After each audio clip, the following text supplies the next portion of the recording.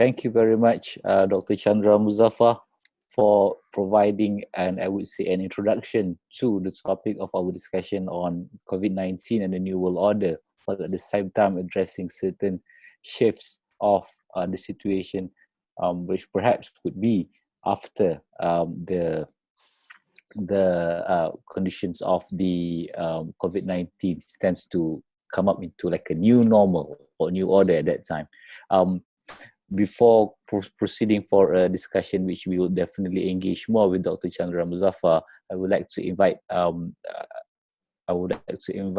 His Excellency Dr. Amir to also share some of his inputs for the session. I will just briefly read through the short biography of Dr. Amir Herzegovina. He's the ambassador of Bosnia and Herzegovina to Malaysia.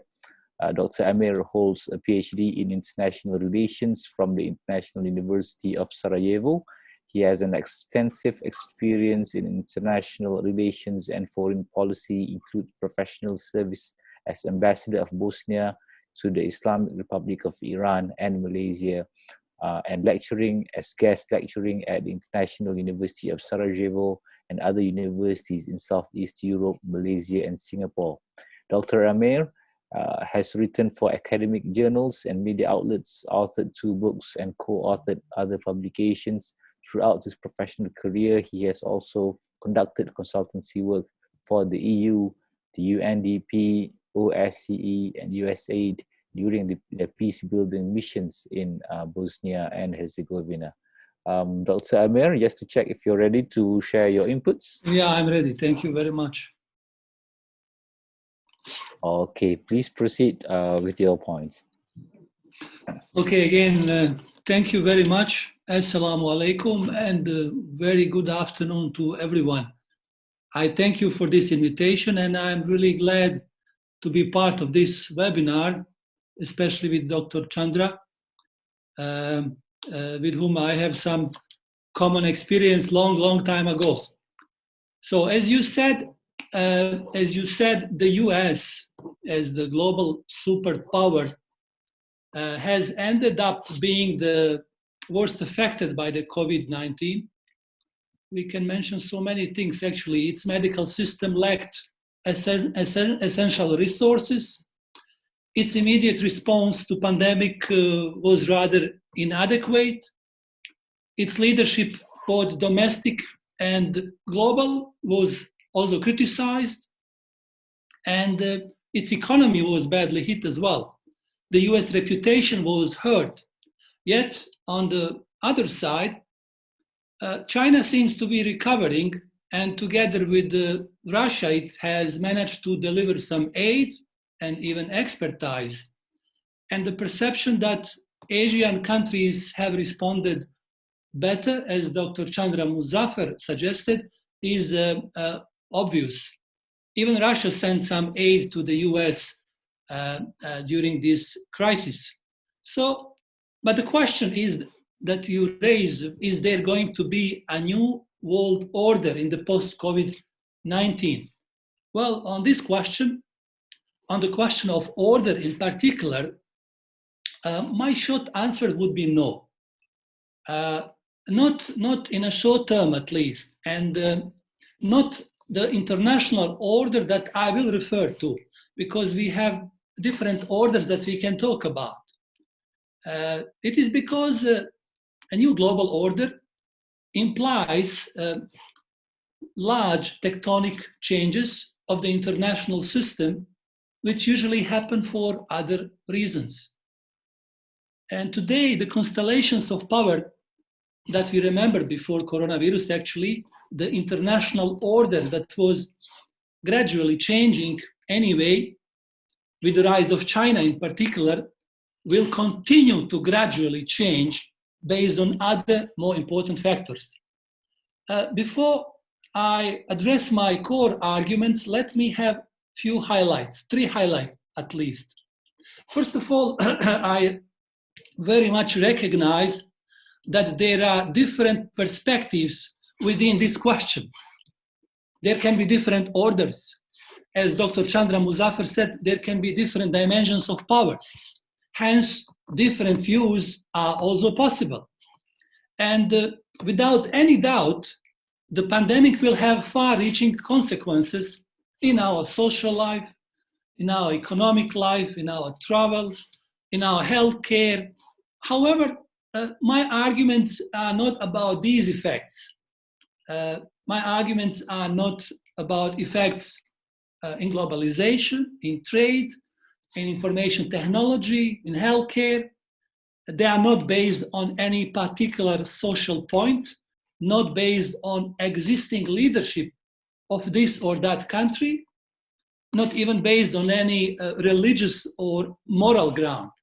I also do not argue that the status quo in global politics, which I think will prevail for some time, is any better than a new order that some anticipate coming sooner than later. So in this regard, I do not express any preference for this or that order.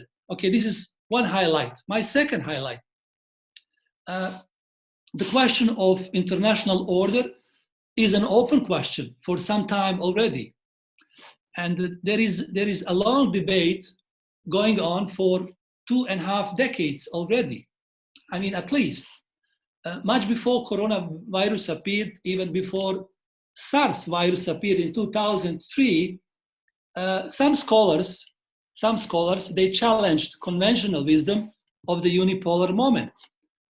I mean, the reality that the US is the only power in the world. They challenged it in the mid-90s even. And in their argument, they call it unipolar illusion. So it's not a moment, it was an illusion for them. Yet on the other side of this argument, there are scholars who still, even today, claim that there is a unipolar order, or as they call it, an extended unipolar moment. So between these two kind of opposing arguments, there are those who more specifically speak of a new bipolar world of US and China balancing each other, or a new multipolar world if we add Russia as the second largest military power, or India even, or a few other countries. There are even scholars who talk about non-polar order, which is more complex and multi-layered. So what I want to say that my point is there are different ideas on the table, and there have been different ideas on the table regardless of this pandemic. And my third highlight I would like to share as well, we have no facts about the future because the future doesn't happen yet. We only have facts about today and facts about yesterday.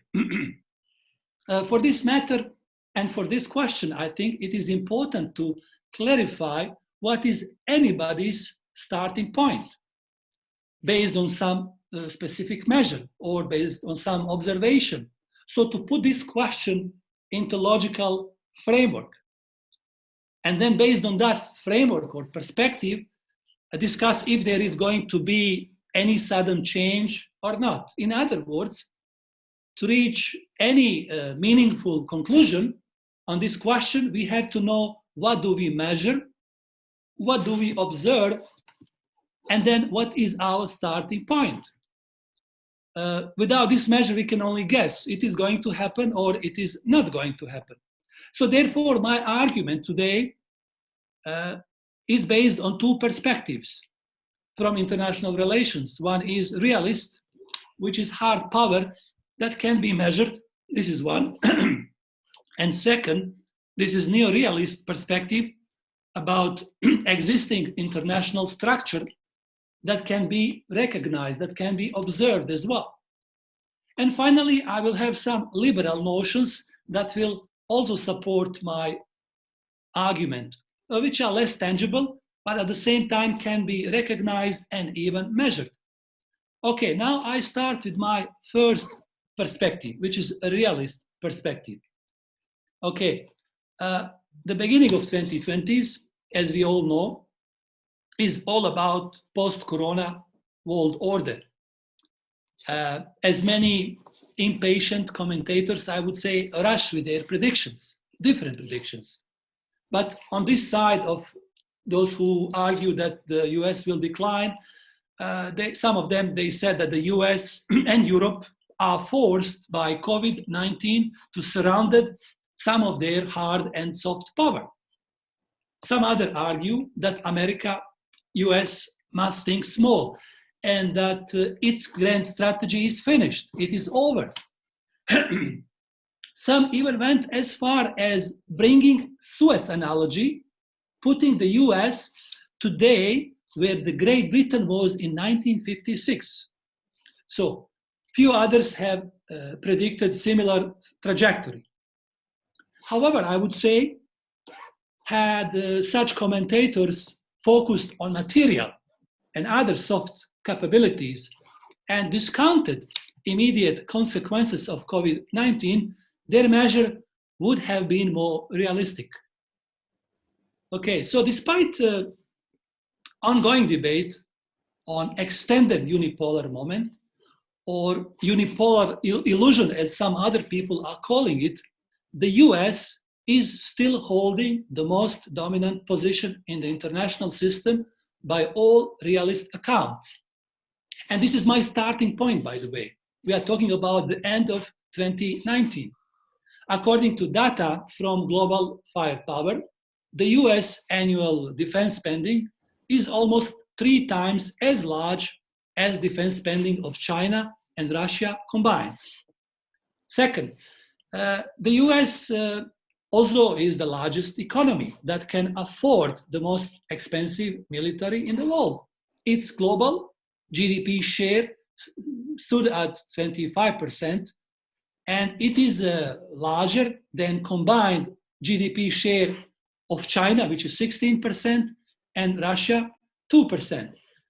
One may also add to this dimension a US dollar, which is still a financial hegemon that gives an important geopolitical leverage to the US.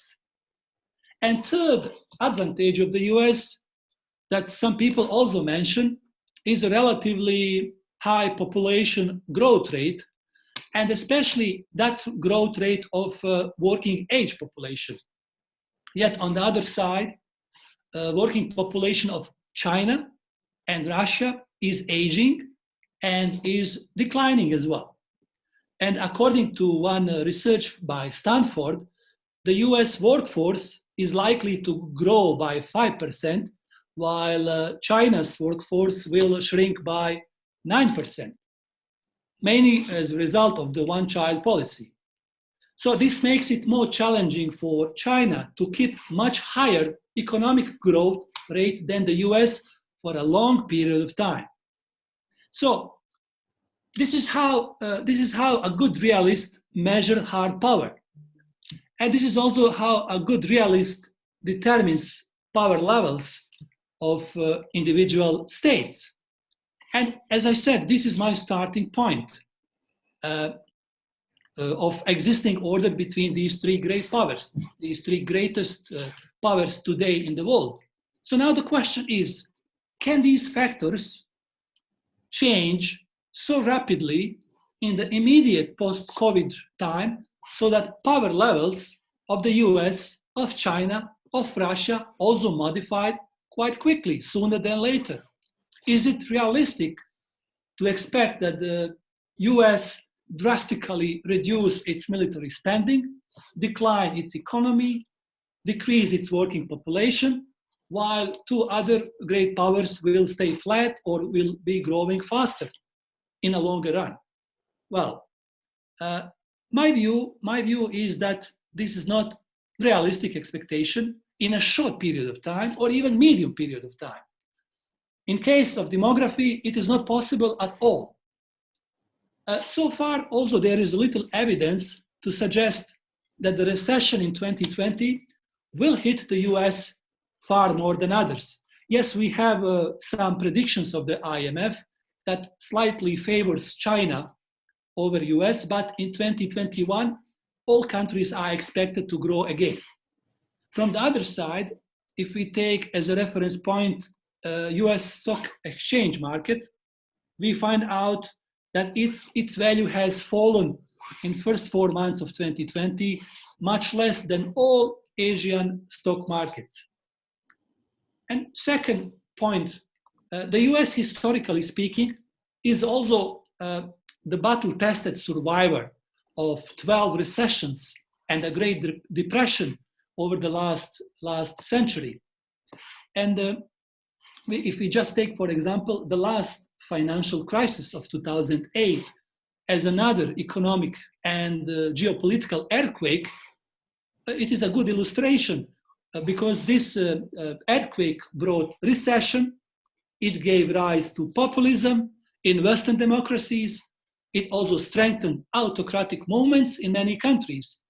And remember, the world's sole superpower, this is the US, has ended up being the worst affected by financial crisis in 2008, as it is worst affected by COVID-19 in 2020. And many rushed then, as they are predicting today, that the world we know will change in 2008, I'm talking about. America will decline, China will take over, and so on and so forth. And it is very interesting to see what happened in that decade, last 10 years, after this financial crisis of 2008. So despite critical and opposing views from those who believe that decline was imminent in the US, it turned out to be a golden decade for the US, a golden decade for the US. It did not suffer a single recession year. It did not suffer a single recession year. Its GDP share, global share, rose from 23% to 25%. Its stock market rose by 250%, nearly 4 times the average gain in other stock markets around the world, including the China's stock market that rose for around 70%. Even though this crisis, this financial crisis in 2008 originated in the US, US banks today still dominate the global finance to a greater degree than they did in 2010. And furthermore, most of the people in the world, including people in China, in Russia, I mean, almost everywhere, they still see currency safe haven in the US dollar. In fact, close to 90% of global financial transactions conducted through banks use, guess what? They use dollar, which, as I said earlier, gives tremendous geopolitical leverage to the US. So this was the reality of the post-financial crisis time in the decade that has followed. Yes, China was growing faster. It almost doubled its economy in the last decade, but it was not close to the US economy. So those who expect that an American hard power that I just measured, I mean not measured, I presented the evidence, will become undone by COVID-19 in a short period of time, will have to wait for a bit longer time. One analyst just recently published a real numbers and made his prediction. There was an article published in Foreign Affairs, actually. In fact, his prediction does not reflect current economic data of March and April. His article reflected data of December 2019. But still, this article is very much illustrative to actually tell us how much time it is needed to have a change of a global order. So I will quote him, just one sentence. He said, if into the future, China and US maintained their officially reported nominal GDP growth rate in December 2019, around 6% and 4% respectively, China would not catch up to the US until around 2050. So it takes that much time to change a global order.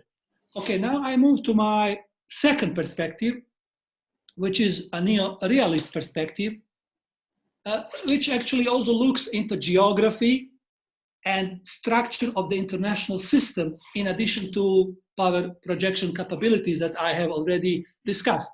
So let me briefly present an introduction of this perspective so that I make my starting point well understood.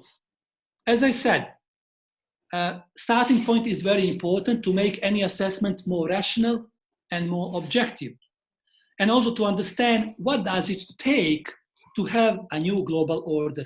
Actually, what does it take to have a change of a global order?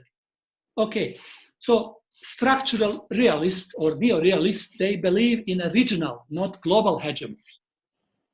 Considering that the planet is too big, there is too much water around, oceans are separating continents, regions, countries, and there is also balancing behavior between countries, so there cannot be a global hegemon. There can be only regional hegemons. According to them, the best one great power can do, let's call that great power A, is to become a regional hegemon, to dominate its own sphere of the influence and not have any security threat from its neighbors.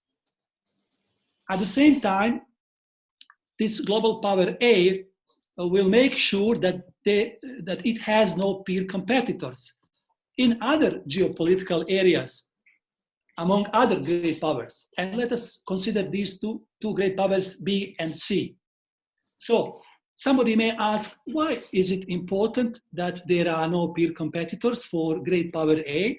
Well, it is all about freedom to roam around the world, freedom to project power capability in somebody else's backyard. So it also means that other great powers will not be allowed, if they are not peer competitors, to stick around in your own area.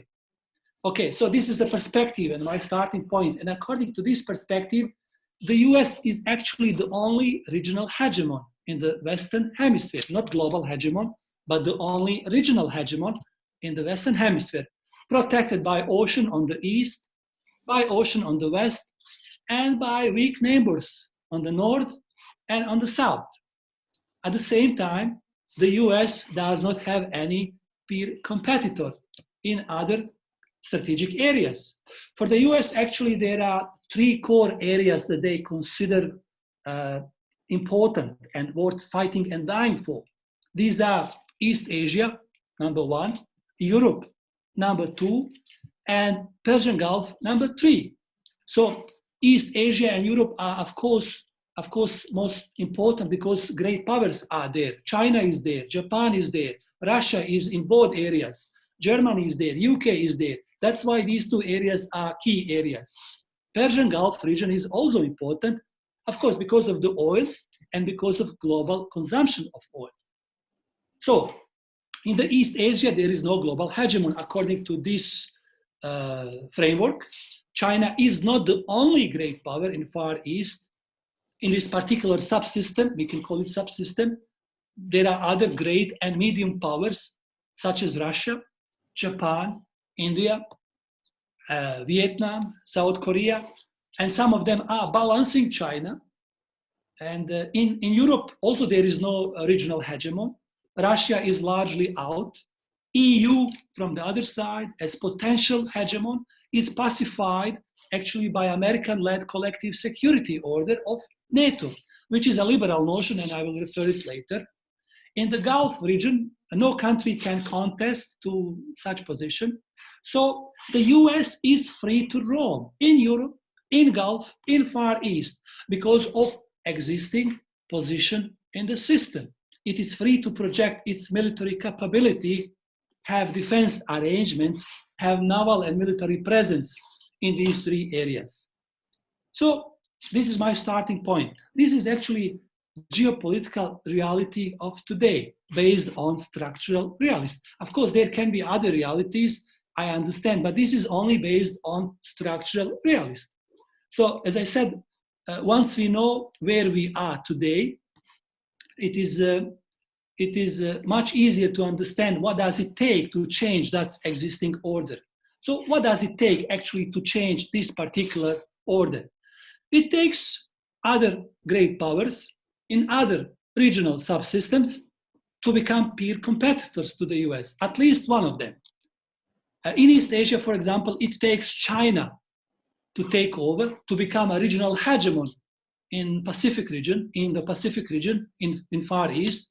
It also takes Japan, India, Vietnam to stop balancing behavior. It also takes United States of America to withdraw its military and naval troops from Japan, South Korea, and a few other places. So it takes many things which are not that easy to take. Again, I bring an analogy of the last financial crisis of 2008 to see what happened in these three core areas in the decade that followed. Remember, everyone expected in 2008 the US will decline, China will rise, will take over. However, one can find in this decade that the US-led alliance system in East Asia, in Europe, in Gulf region have actually strengthened, not declined. First, about Europe. The US and NATO members, they actually increased troop deployments and military exercises across the continent. The US also announced to increase defense spending 4 times to support those deployments, especially in the Eastern Europe. In fact, and this is very interesting, in fact, this February 2020, the US actually moved there was the largest deployment of US forces in few decades. They moved the whole division in February 2020 to have a military exercise called European Defender, which actually was postponed in March this year. But however, it shows the US dedication and military capacity to make strategic decisions and strategic moves in the mid of crisis. Second, what happened in the East Asia during this decade? The US again was in the process of upgrading its strategic cooperation with several of its long-lasting allies, such as Japan, Australia, Philippines, and a few others. And with the new policy of pivot to Asia, the US has also reassured its allies of its enduring political commitments.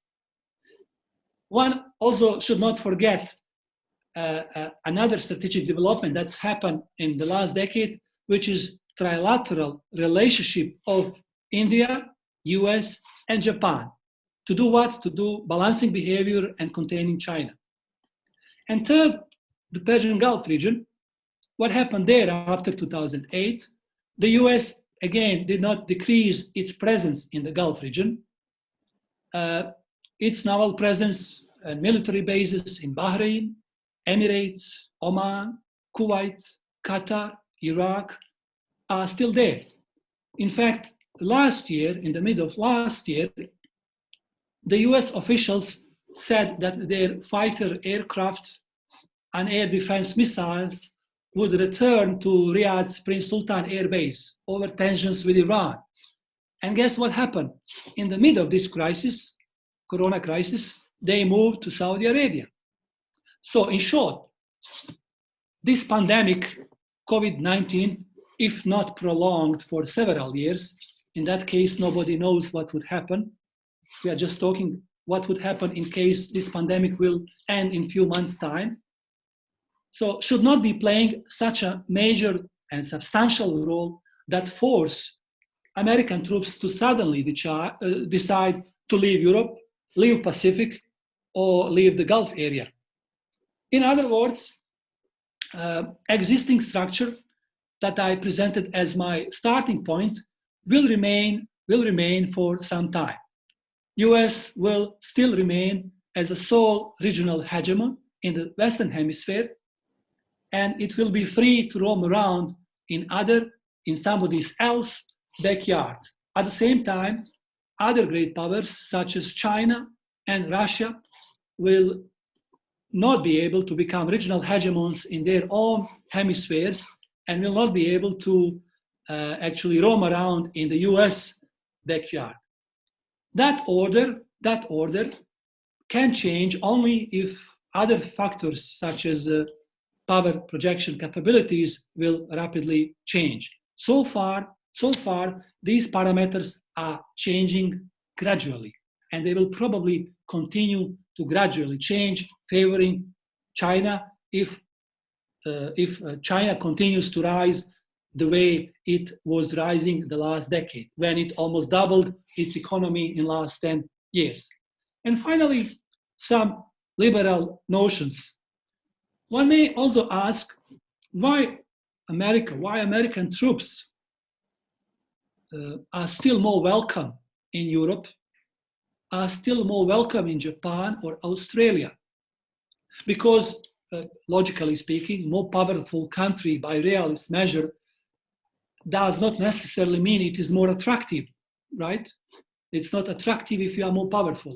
What makes a great powers more attractive, though, rests on an enduring combination of other soft power capabilities, which are grounded on less tangible resources. So, what were the top spots in global rankings just last year? If we consider soft power 30, which is available online, everybody can check it. Top 10 positions are held by democracies, including the US, which is holding 5th position for 2019. Yet on the other side, rankings of China and Russia are far below. In fact, Russia is at the bottom of this group. Well, some may argue China and Russia have provided aid, expertise to become more attractive. As I said, Russia even provided aid to US. US was not able to provide aid almost anywhere because it lacked essential resources for itself. Or one can argue that the inability of the US to respond effectively has hurt its reputation. Well, it is certainly true to some extent. However, as the media reported, much of efforts by two other great powers, I mean China and Russia, its soft power has been already treated also with some skepticism in Europe and elsewhere. Finally, I would say that the US is probably expected to stay more non-threatening great power in European context. This mutual attraction with Europe, as represented and illustrated with the Euro-Atlantic collective security mechanisms, which is a liberal notion, not structural, has been so overwhelming in historical proportions that structural realists struggle to explain its extended lifespan. In Far East, well, Dr. Chandra Muzaffar, he said, no fear of China. And I understand this perception. There are so many authors who are arguing the same way, quite respectfully. But I would also argue that the US should be still more non-threatening great power for countries, for example, that have access to South China Sea, more non-threatening than the China. It is also a more non-threatening power for Japan, for India, for South Korea, which balance China already. So for reasons of balancing behavior, the US is more non-threatening power than the China.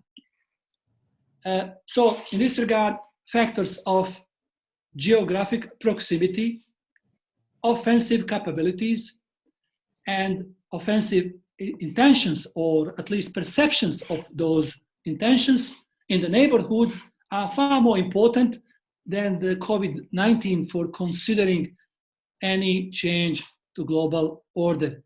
And my bottom line, without any doubt, pandemic will have far-reaching consequences in our social life, in our health systems, in our economy, in our travel, and so on and so forth. And certainly, there will be some changes.